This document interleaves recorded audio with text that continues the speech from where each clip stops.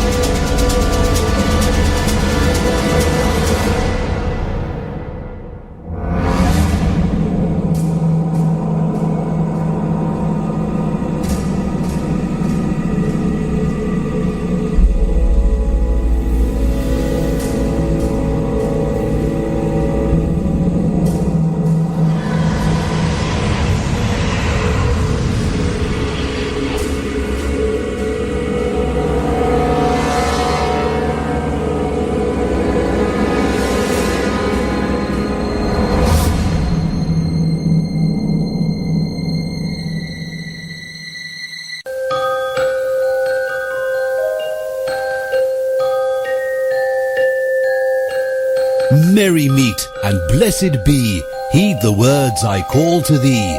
Honor the old ones in name and deed, hearken not to others' greed.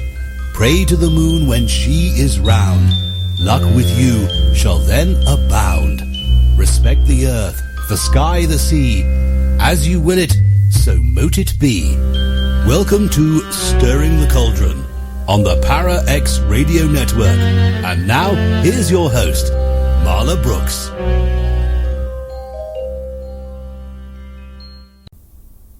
Hey, merry meet everybody, and welcome to this Thursday's Cauldron session.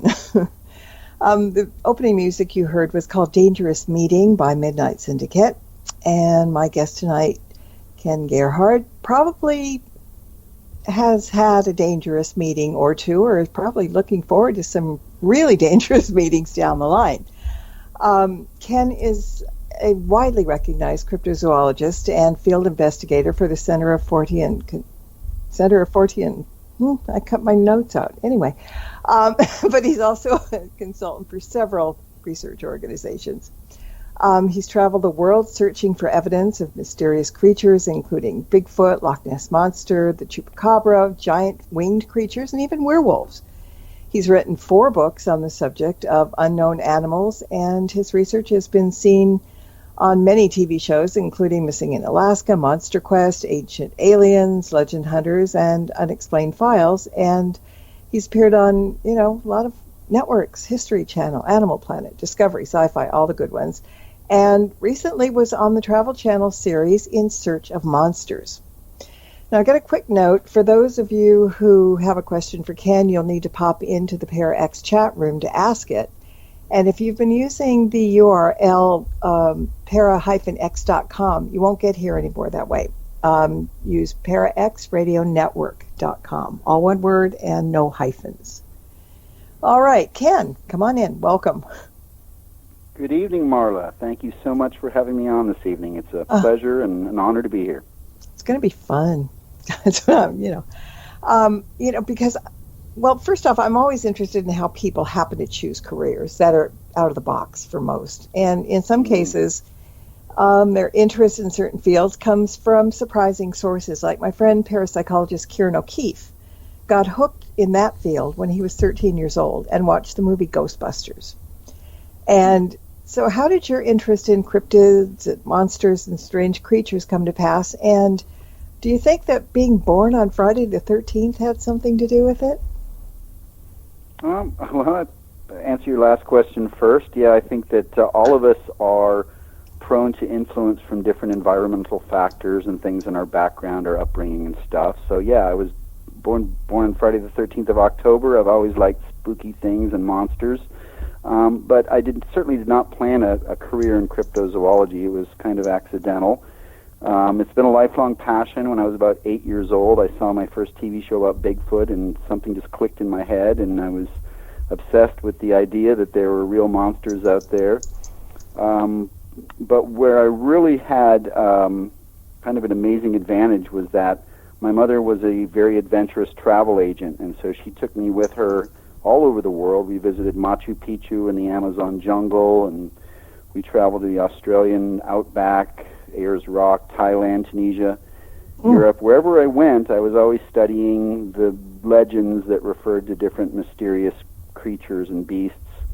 And then at age 15, we visited Loch Ness in Scotland, of course, famous for the Nessie, the Loch Ness Monster, and that's when I actually attempted field research at age 15. I had an 8mm movie camera, and I kind of camped out along the lake and talked to people. And but after that, it wasn't a career choice. My life took a different path, and I was a musician for many years, toured around and recorded and did all that stuff. And then probably about 20 years ago, I got back into cryptozoology when I kind of got burned out on the music thing. And a couple of lucky breaks, I met some of my mentors in cryptozoology, people who I'd idolized growing up, and they were very encouraging, told me to write a book and do different things. But then in 2006, I met a producer from the Travel Channel, and they put me on a TV show called Legend Hunters, and that opened a lot of doors because people started to call me to do different things, investigations and lectures and stuff. So it's been an amazing journey. Wow, and an interesting one, if that's putting it mildly, I think. We talk about different ways that people investigate, and in ghost investigations, a seasoned investigator will be looking to first debunk a haunting or a sighting, and there's often a mundane reason for what people see, and the other reason they're out there sometimes is to come across a finding that's extraordinary. How do you go about your investigations? Are you out to debunk? Are you jumping in with both feet and knowing that you get the feeling that something is really there, or how does it work for you? Well, the field of cryptozoology is based on zoology and traditional science. Mm-hmm. So I try to follow the strictest scientific methodology in terms of my investigations. I am looking to debunk first. I'm always looking for kind of concrete or empirical evidence, things that can be measured and studied and things like that. And I'm also aware of, kind of the sociological and psychological factors. I mean, as humans, of course, we have different biases and filters and emotional needs, and all that stuff can really come into play when you're talking about experiences that cannot be explained, scientifically or rationally in a lot of cases. That said, I'm open-minded. I have friends, of course, that are very involved in paranormal investigations in the UFO field, and all of that stuff is interesting to me, but I try to focus on finding mysterious animals. That's what cryptozoology is all about, and things like Bigfoot and the Loch Ness Monster, a lot of those, the Yeti, a lot of those creatures could in fact be undiscovered animals, hidden animals. Mm-hmm. But sometimes the field of cryptozoology has evolved, and it gets into some weird areas, things like the Mothman and Dogman and some of these weird kind of man-beast hybrids that don't have any scientific validity, really, but people are seeing something, so you have to investigate those allegations. Mm-hmm. Well, if somebody gets in touch with you about having seen something really odd, some kind of creature, how do you determine if they're on the level, if they're exaggerating, if they're not quite right, or perhaps downright lying? Well, that's a challenge in each case. The fact that I'm on television quite a bit, as you can imagine, I get a lot of people that reach out to me that want to share their experiences, and I'm always interested in hearing what they are. Yeah. But, there are red flags right off the top. If someone sends me a message or an email and it's just unbelievably long and just wordy and they're going off on strange tangents and getting off topic, that's kind of a red flag to me, because to me it implies that this person is really just wanting to possibly get attention and someone to listen to them, and as they go off in all kinds of strange directions. So sometimes shorter is better. If someone just sends me a short, if I, for example, got a message that said, "Hey, my name is such and such. I'm not interested in the unexplained or anything, but this is what happened to me," and it's just a brief description, that's very compelling, because it implies that someone was really out of their element. On the other hand, if you have someone that also claims, and again, I don't want to come off as a total skeptic, because I am open-minded to different experiences, but if someone contacts me and tells me that they've seen Bigfoot and a dog man and the Loch Ness Monster, then that's also kind of a challenge, because in my opinion, seeing any of those things or encountering those things is like winning the lottery. So if you say you're winning a lottery in 3 different states. Now, that said, of course, there are people that feel that they are magnets, or that they somehow are able to perceive things that maybe not everyone else can see, and different levels of sensitives and things. And I guess that would apply more for cases of things like, again, the Mothman, or some of these kind of weird creatures that seem to be a little bit more supernatural.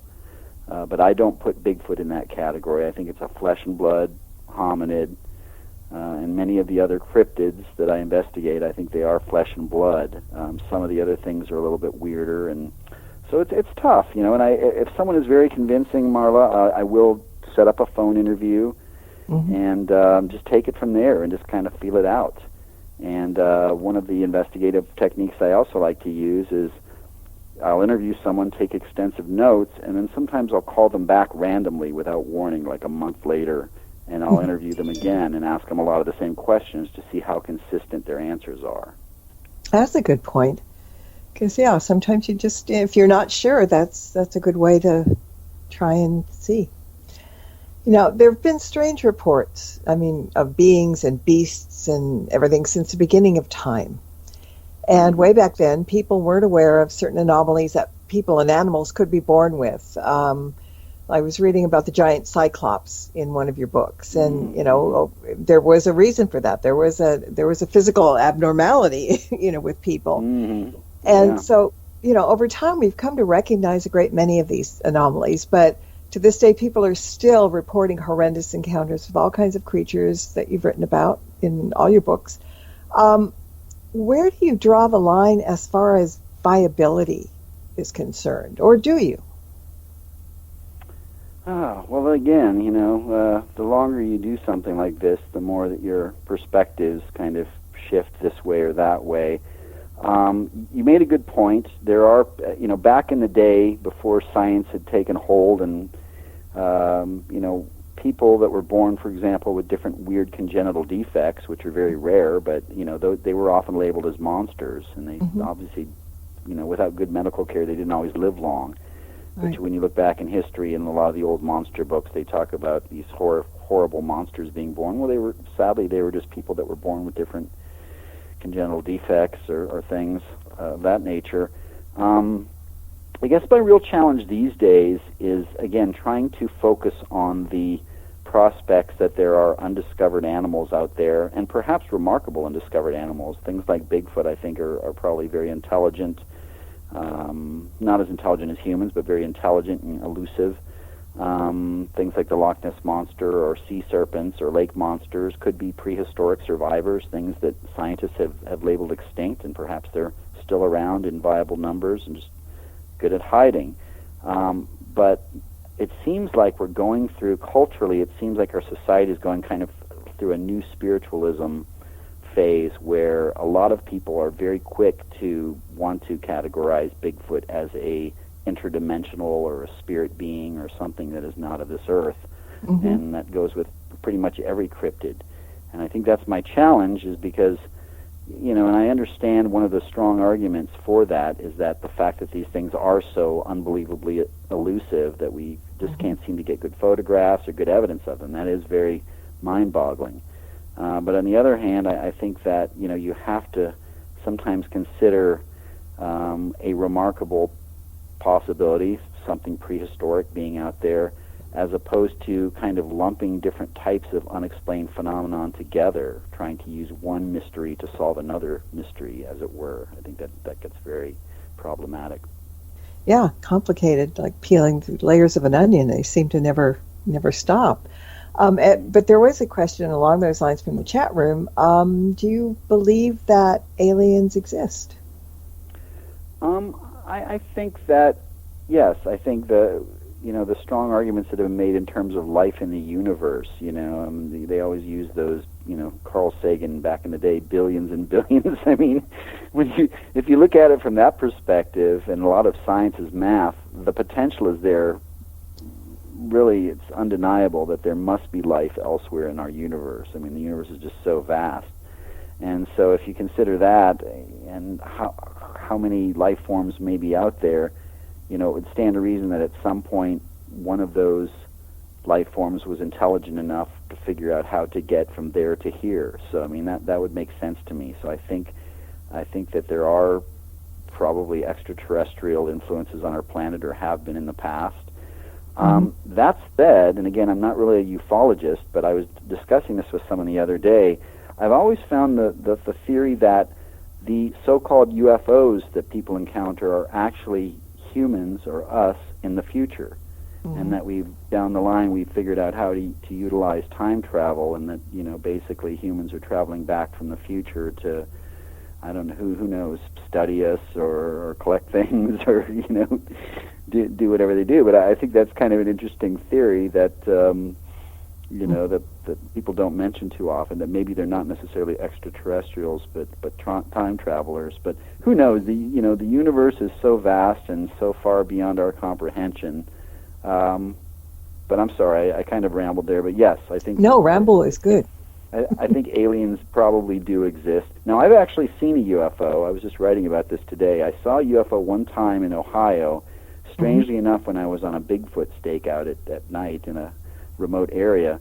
And I wasn't expecting this, but I had seen several airplanes pass overhead earlier, and you always recognize an airplane, the sound of the engines and the flashing lights and stuff.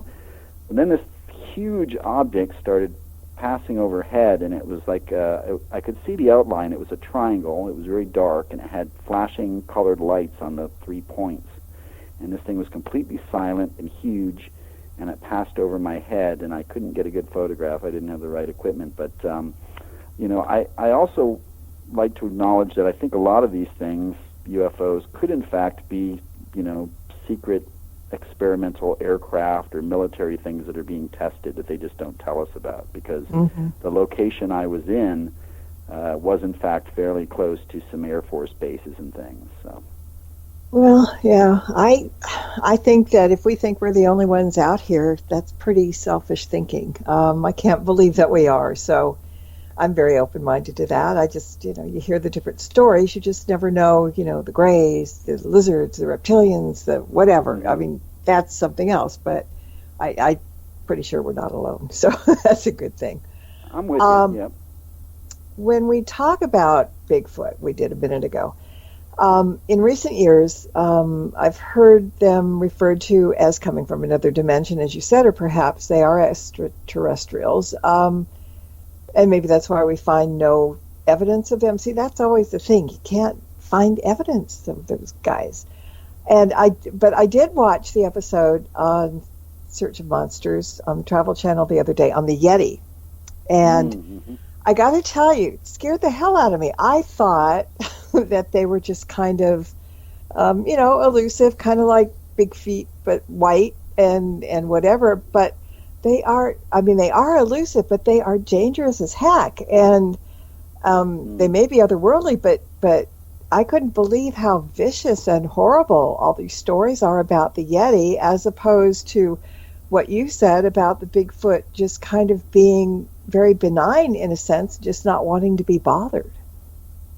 Yeah, I mean, that's true. If you look at the accounts, and in terms of Bigfoot, we have a lot of documented accounts, anywhere from 5,000 to some people estimate 22,000. Now, not all of those are necessarily 100% valid, but you're right. Most people, I always use this as kind of an example, Marla, but there's the famous footage of the Bigfoot. It's called the Patterson-Gimlin film. It was shot a week after I was born in 1967. A lot of people think that's real. It seems pretty convincing, particularly after all these years. These two guys ride up on this thing. They had guns. They kind of surprised it. What did it do? It walked away. It looked back over its shoulder. It didn't want to, any type of confrontation. And that's actually indicative of a lot of animals. If you encounter a bear in the wild or a mountain lion, a lot of those animals will move away from a human first. I mean, they're shy and retreating. They don't want confrontation unless they're cornered or something like that, protecting their young. Now, in contrast, if you look at the Yeti accounts, and particularly the Sherpa people of Nepal and the Himalayas, many of their stories of the Yetis involve violent confrontations. People are attacked, their yaks are killed, the Yeti comes at them, and it's very menacing and frightening. And so they have kind of a very scary, so it could in fact be, I don't know, it could be something different in terms of a different species, but moreover, it's probably just a different adaptation, and these things maybe are just don't like people. I guess won't tolerate humans as much as Bigfoot or Sasquatch will. Now, that said, there are some violent Bigfoot accounts, not many. I don't want to scare people here. Right. If you look at the data set, the vast number of eyewitness encounters, most people describe these things as, being curious but not aggressive. There are rare examples to that rule. You just mentioned Sasquatch, and there came another question in chat room. Is Sasquatch another name for Bigfoot? Yes. Okay. Sasquatch is, in fact, an anglicized version of a very difficult to pronounce Salish name. Salish is a Native American language from British Columbia and Washington State. And this guy named J.W. Burns back in the 1920s, he was a white man, but he earned the trust of some of the Salish people and their stories about the Sasquatches, and he started writing about them, and that was the name he used. So Sasquatch is kind of a native name, and it originated in British Columbia, Canada. Bigfoot is kind of the colloquial name that the media made popular in the 1950s, 1958. So those two names are kind of interchangeable. Many of my colleagues who try to be more scientific prefer to use the name Sasquatch because they think it is, more respectful and, so on and so forth. So, but I use the two names interchangeably. Okay. And back to Yeti for a second. I understand that creatures kill other creatures and humans for food. But as I said, Yetis just kind of seem to maim and kill for sport. But in the show, they talked about Yetis being the protectors in Tibet of the mountain and stuff. So do you think that, I'm not sure what they're protecting there. I mean, what do you believe that they're protecting so viciously in those mountains? Well, this would be a good time for a bit of a disclaimer. The views and opinions expressed by the producers of that show are not necessarily all of my views and opinions. So I'm a commentator on that show, but typically I vanish on those episodes when they start talking about interdimensional portals and things like that. That's not really where I come from. So I personally think the Yeti is just a hominid, a man-like form, perhaps something that evolved on a parallel path, obviously not as advanced as us, that lives, high up, not necessarily high up in the mountains either. They live, this is a misconception, they probably live in the forested valleys, which are temperate, and then they're seen when they travel from valley to valley over the icy passes and mountains. So I don't think there's not enough food to support an animal that size in the at the high elevations. So that's kind of a misconception first off. So they're not protecting anything on the mountain, they're protecting their territory in the valley where their food and their home is, if anything. Yeah. So, a lot of those kind of theories about different, portals and gates and things like that, I'm probably not the most qualified person to speak to that. Mm-hmm. And again, I think if you look at the evidence, it's typically not leaning in that direction. Now, that said, and I'm not trying to bite the hand that feeds me, but, television producers, I've done a lot of television, and they have an agenda, which is, they work for the network, and the network's spending millions of dollars, and they're being told what they want to put together is something that's entertaining for everybody, and maybe that will draw in people from all different groups of interests and people that are flipping through the channels. So I get a lot of criticism from my fans. People say, well, why did they do this? And why did they do this? Like, well, I'm not the executive producer. I just, I'm honored to be on the show, and I say what I think.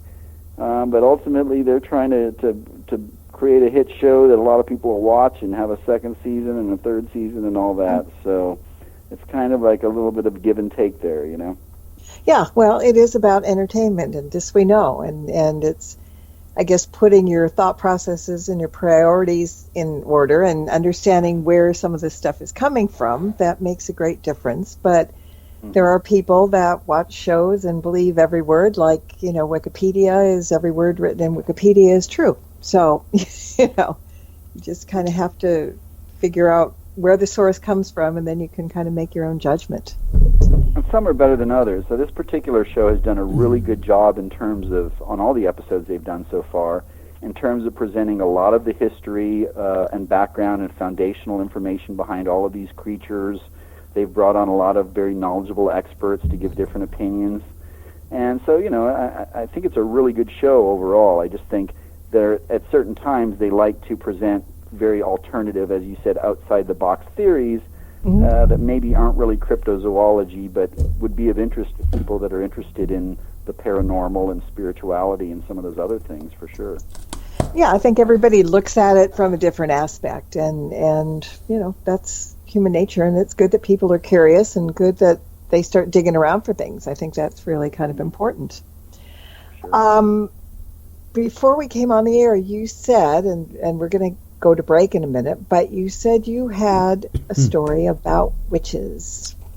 You were investigating witches, or have witches become like cryptids now? Or, I love good stories. Tell me. Yeah, I thought this would be fun since your show is stirring the cauldron. I have actually investigated a case in Mexico, and this gets again into the weird kind of outer fringes of cryptozoology, where a police officer claimed he was attacked by a flying witch, and it was big news in Mexico, and it was a headline news. And I've interviewed the guy, and I've been to the location, so we can talk about that if you like. It's a pretty crazy story. Yeah, we can talk about it now. We can do that. Oh, okay. We got time? Yeah. All right.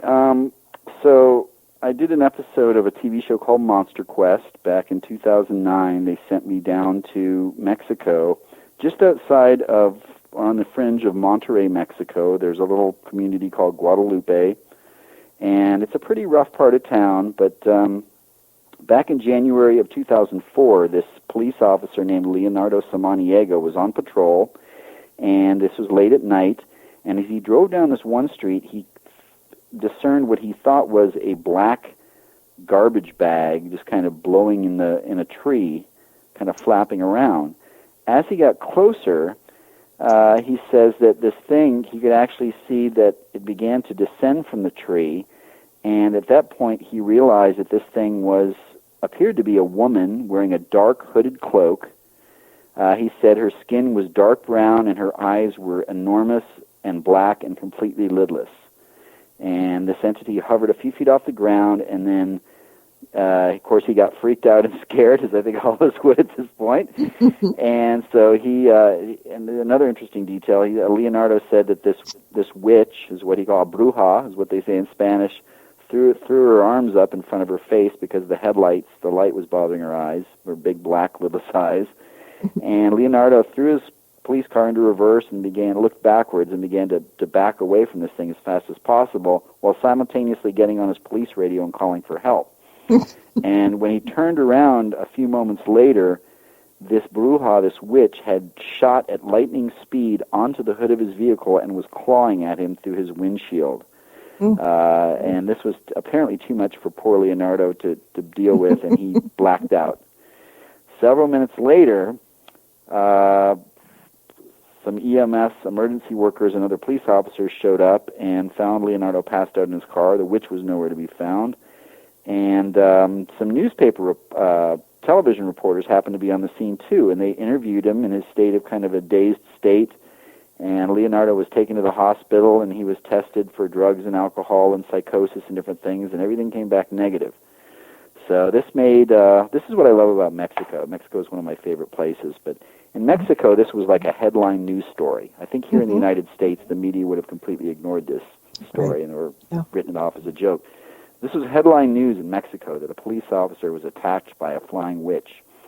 And, of course, I interviewed Leonardo about 5 years after the incident. He was still working at the same police station, hadn't lost his job, thank goodness. And as we interviewed him and he told us the story, and this is a pretty tough guy. He works a tough neighborhood in Mexico and, deals with all kinds of craziness, but he was actually breaking down and sobbing throughout this entire interview, and he kept stating that, this witch was haunting him still in his dreams. He could, he could still see the big black lidless eyes staring at him in a menacing way, and it was pretty scary stuff. So we went out to the location. He reenacted everything for us, and apparently other people saw this witch too. That was interesting. After the story came to light in the media, other people came forward claiming that they had also encountered this Bruja, this witch, including other police officers that had been afraid to talk about it. And there was even a weird video of a object flying up in the sky that looked like a witch on a broomstick. Something flying through the sky, and it was kind of flapping and stuff like that. So those are I can't honestly say I've ever investigated another straight-up Bruja or witch. At least nothing as scary as this, but it was a pretty wild story. But again, it's hard to dismiss the emotions that were being experienced by this particular guy. Exactly, and especially in a country that's a little bit more superstitious too, and are really afraid of that. That makes a big difference. Yeah, I've not had anybody run away from me, so I think I'm all right. But you never know. And on that happy note, let's take a break, and we'll be back in 2 minutes. Don't go away. There's more Stirring the Cauldron with Marla Brooks right after these important messages. I'm sure you're wondering why you received this tape from a random stranger. What was that? What? I heard something. Like what? Like a gunshot. But is it really random? Am I really a stranger? Or are we connected in some way to a web of lies and deceit? Possibly murder? I'm sorry about our argument the other day. I'd like to make it up to you. In your office. I've been such a bad girl. I need you to correct me. Okay. I'll unlock the door.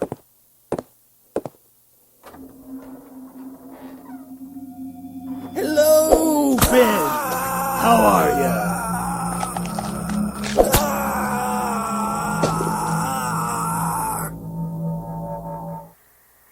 You see, I hear things, see things.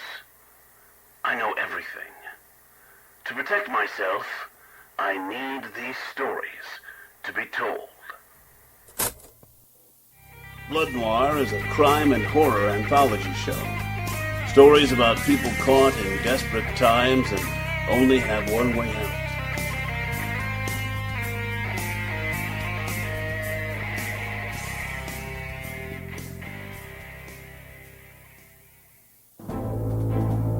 Welcome back to Stirring the Cauldron. Once again, here's your host, Marla Brooks.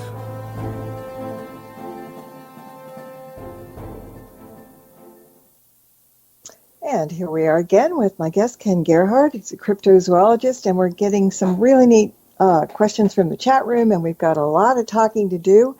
and we're going to talk really fast to get it all in. But welcome back, Ken. Having a great time. Good conversation. Good, I am too, and the chat room is really, really engaged with this. So this is really good.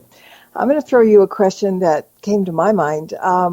Most people believe that the governments of the world are not letting on about things like extraterrestrials. And do you believe that they may know a lot more about some of these creatures and beasties that fall under the cryptozoology heading than they're admitting to?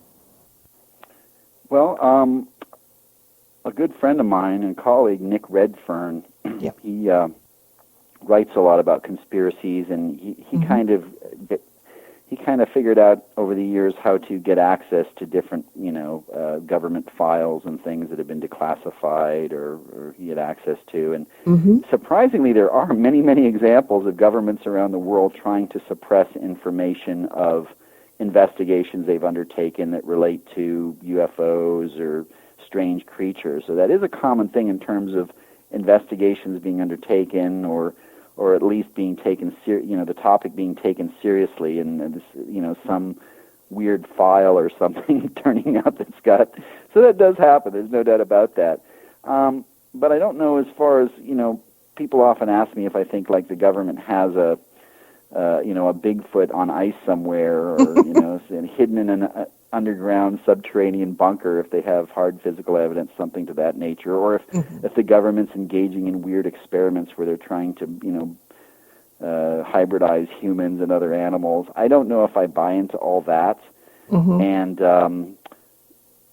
hopefully I don't come off as cynical, and I'm certainly not trying to get political in this day and age because it's a very polarizing thing. But I mean, does our government really seem like they're capable of pulling something like that off? I mean, they can't even, do the simplest things, in this day and age. So it's like they're really struggling. So, when people talk about how the government, when people talk about conspiracies, the whole theory behind a conspiracy is that you're going to have dozens or maybe even hundreds or thousands of people that are having to keep this amazing secret.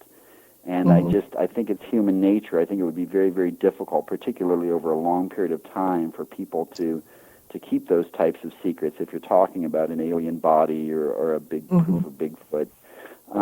That said, I do occasionally get some interesting things. For example, I had a guy who claimed that he was stationed at an army base or training at an army base in Georgia years ago, and that the operations field manual that these soldiers were given actually had a section on how to deal with a Bigfoot. If you encountered a Bigfoot in the woods there, how to avoid confrontation and don't harm it and things like that.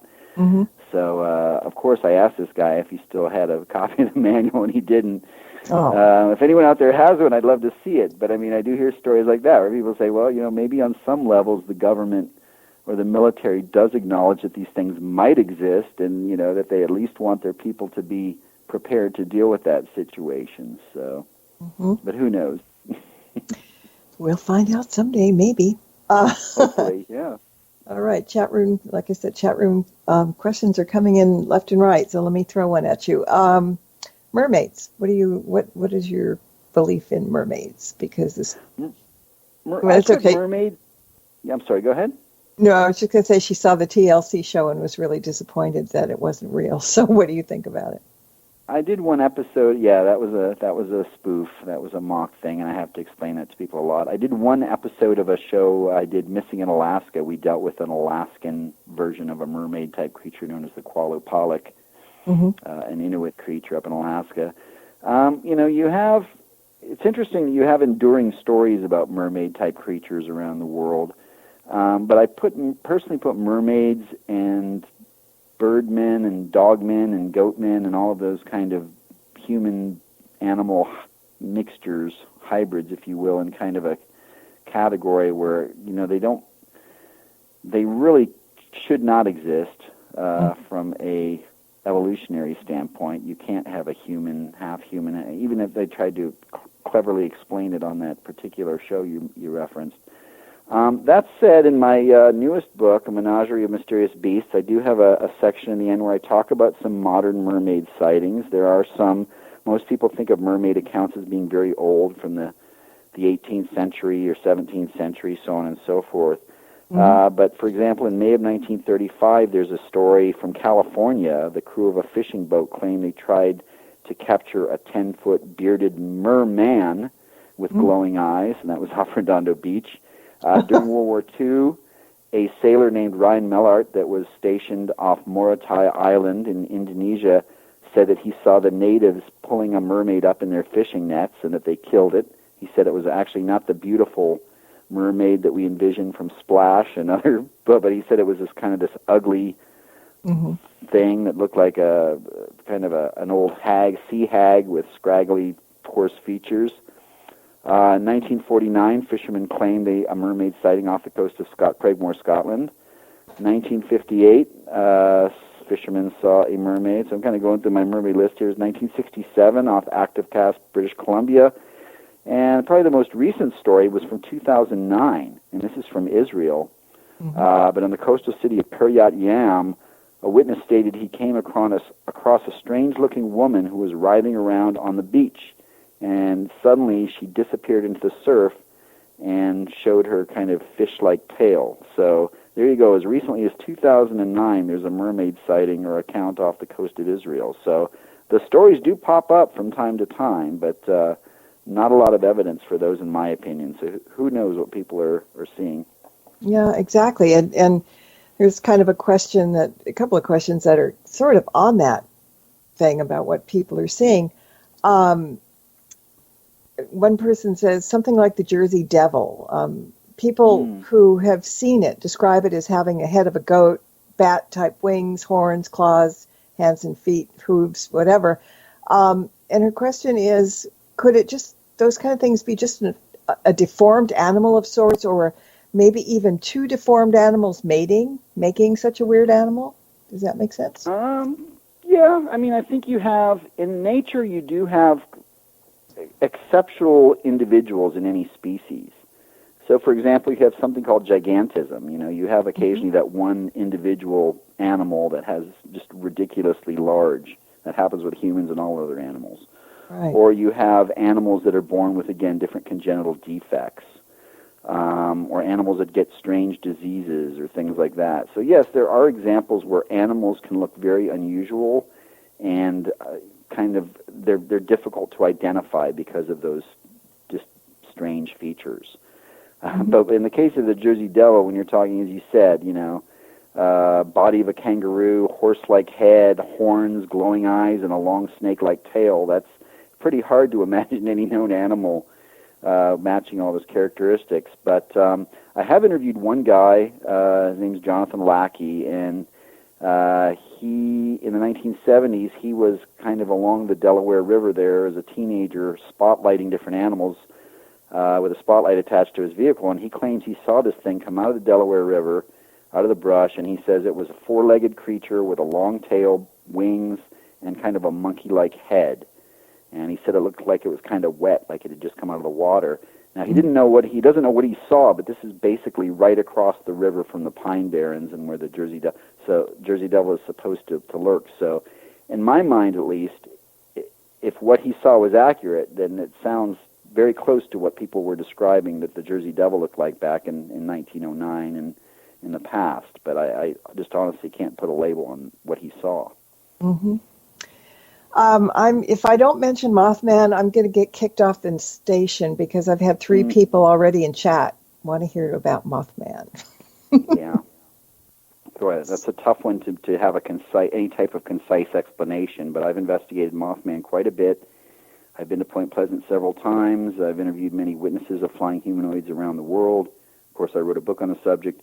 Mothman is one of the weirdest creatures in the annals of the unexplained, of course. People described it as standing about 6.5 feet tall, had bat-like wings, very sturdy man-like legs, no arms, and, of course, the head was very low, or it may have even been headless, but it had these giant red glowing eyes, like automobile reflectors, and those were the outstanding feature. And anyone that encountered the Mothman claimed that these red glowing eyes would put them in into a transfixed state, kind of hypnotized. But Mothman's behavior was really strange. It was mostly seen in an area called the TNT area just outside of Point Pleasant, West Virginia, mostly over the course of a year from November 15, 1966 to the tragedy of the Silver Bridge collapse on December 15, 1967. A lot of weirdness associated with Mothman. It would fly almost 100 miles an hour. It didn't really flap its wings much. Its wings seemed too small for its body and its weight. The glowing eyes. Eyewitnesses often claim that they had residual things happen to them, visits from mysterious men in black and poltergeist activity in their house and psychic abilities. And, of course, there were a lot of UFOs sighted. I mean, it's just a crazy story with a lot of different facets. But there are still sightings. As recently as 2011, a guy named John Hypes claimed that he saw something like the Mothman right outside of Point Pleasant. That's the most credible interview that I've conducted. Oh, wow. And, of course, there are sightings all over the world. So even though most people think of Mothman as being from Point Pleasant, I do get a lot of sightings from West Texas and Canada and California and all over. So it's definitely a real phenomenon, these flying humanoids. We just don't know what they are. Well, when I started reading, I got the book on flying humanoids, and one of the things that I was really happy to see is I like kind of like off out of the boxy kind of things. And one thing that you mentioned was Spring-Heeled Jack. And I had a guest who had written a book about Jack, and I was totally captivated by a hideous, frightful creature who vomited a quality of blue and white flames and could leap tall fences in a single bound. So that was really fun to see. But yeah, flying humanoids is a really interesting topic. And if you had to choose your most interesting one that you've read about, come across, or had interest in, what would it be? Specifically on flying humanoids? Yeah. Boy, that's tough. I often tell the story of the Houston Batman, just because I'm from Texas. That was a weird, glowing, human-like creature that was seen flying into a tree in the 1950s. But I think my favorite in terms of just sheer weirdness is something called the Owl Man. And the Owl Man has, like Mothman, has always been sighted in one location. In this case, the wooded graveyard or wooded area next to an old church in Cornwall, England. And this church called Mount Ann Church. And the Owl Man was first sighted supposedly in 1967, similar to Mothman in some respects, the large glowing red eyes. But unlike Mothman, the Owl Man was said to be gray and a little smaller, gray, and almost feathered, like a big owl. And it was almost exclusively seen by young women, young ladies that were either camping in the woods or walking along the beach there. And they were, of course, all very terrified. But yeah, it's a weird story. There's actually a book. Again, a colleague of mine, Jonathan Downs, has written a book about the Owl Man and all the weirdness associated with it. And it's a really creepy and strange story because of the physical description, but also the location. I mean, if you envision this kind of old, ancient church in England on the coast in this spooky wooded graveyard, it's just like the perfect setting for a horror movie or something. I kind of like that. It really gives it a little ambience here, and an owl would belong there, I think. An Owl Man. Mm-hmm.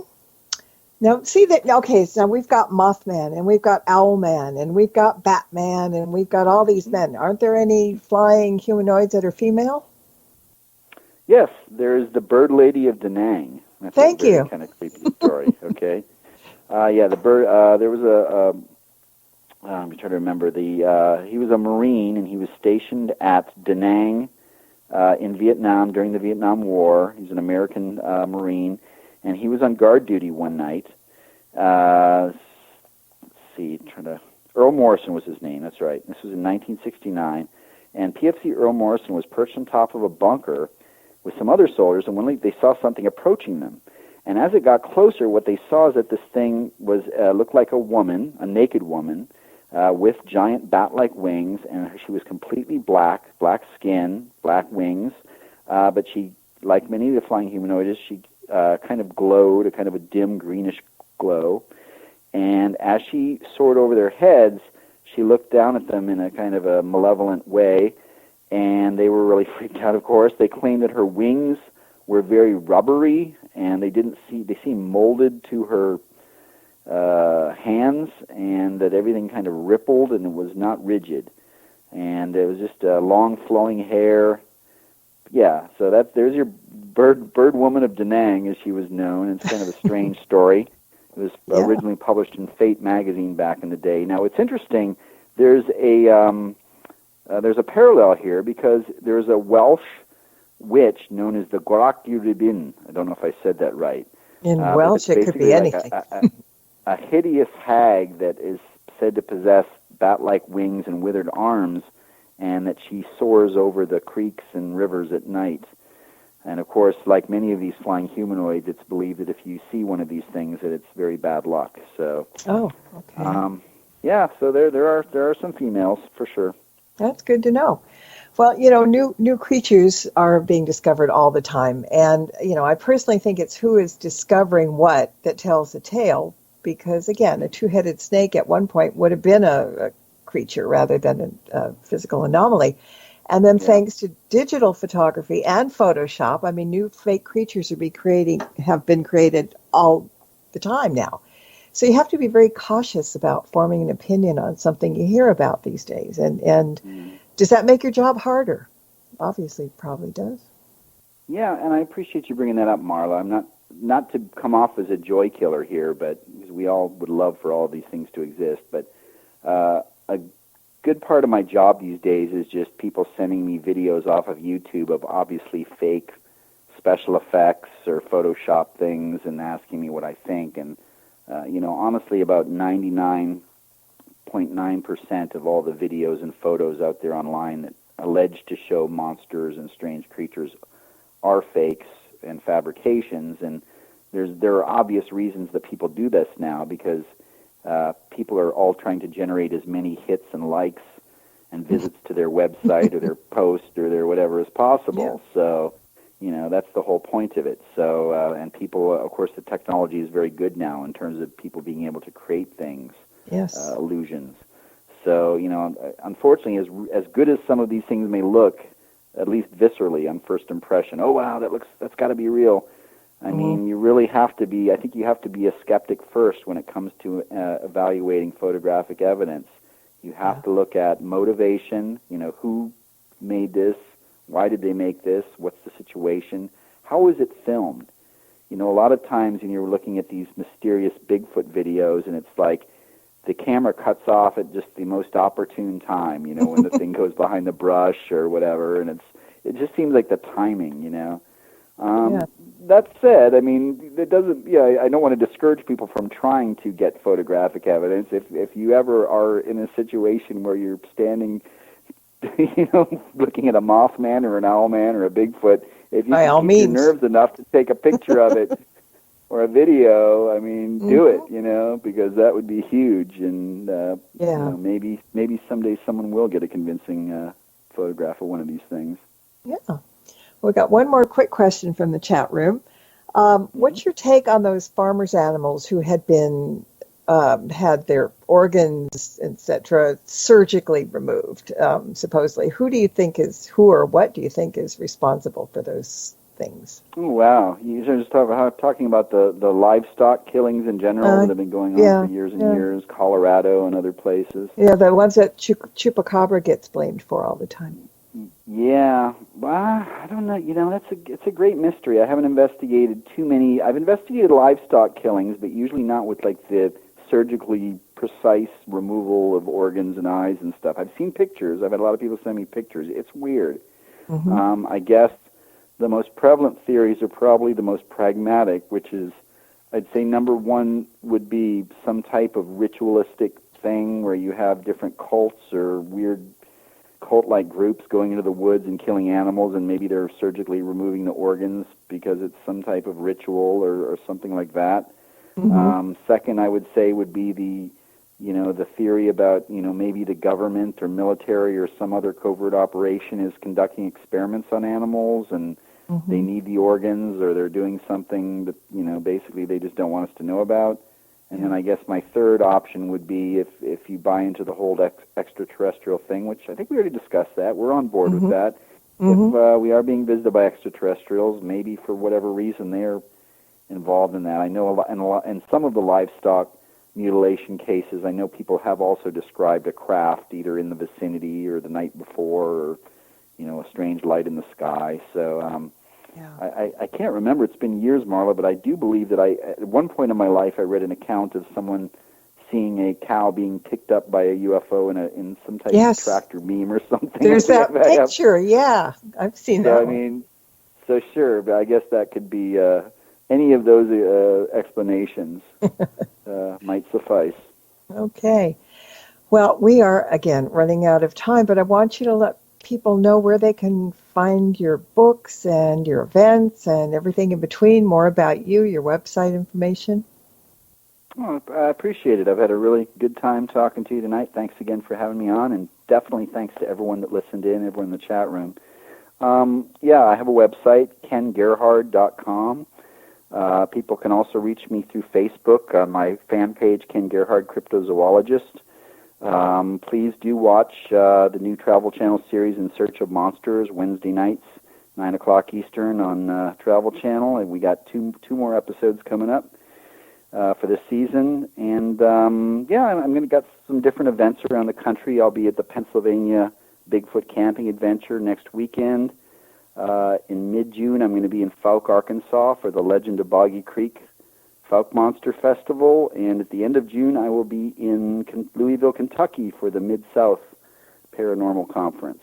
So I've got all those. Busy. You need to grow wings to get to all those places. Just a thought. Humanoid. Mm-hmm. Yes, yes, you are. Well, thank you for joining me tonight. And I think from the response we're getting in the chat room, you may come back, please, at some point. Oh, I would love that. Yes, absolutely. Sounds good to me. All right. I want to thank everybody for listening in as well. And until next time, everybody, blessed be and merry meet again. Good night. Thank you for tuning into this episode of Stirring the Cauldron with Marla Brooks. Please join us again next week at the same time for another great guest and more cauldron stirring.